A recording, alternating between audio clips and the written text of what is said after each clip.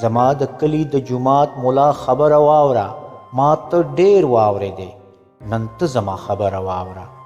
خبره ستا خلاف کومه، خیر د ځان غواړمه، بل ستا د کفر فتوو نه هم امان غواړمه. د کربلا یزید د ستړې تقریرونو کې کړو، د شمر ظلم د ډېر یاد په مجلسونو کې کړو.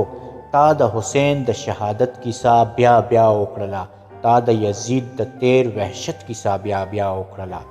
د کربلا د دې یزید غندنه ډېره وشوه، د کربلا د دې یزید غندنه ډېره وشوه، د نر حسین د شهادت ستاینه ډېره وشوه.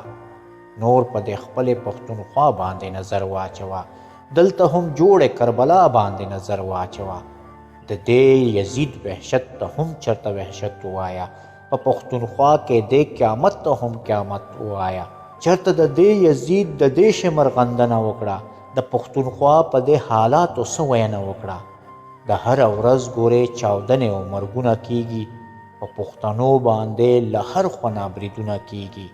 بمباري وکړي چنارونه هم نختر وسیزي، انسان څه کوي په کور کې مال ډنګر وسیزي.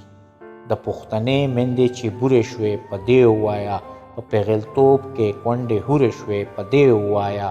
د هغو ووایه په سپینه ورځ چې ورک دي دلته، یا زنداني د ترهګر سړي په شک دي دلته. لږ د ولس د زخمي زړونو لا ټکور هم ورکړه، لږ د احساس دغه زخمونو لا ټکور هم ورکړه. دا د کابل نه تر اټکه چې سور سیند روان دی، په جنتي جنتي ځمکه چې سور سیند روان دی.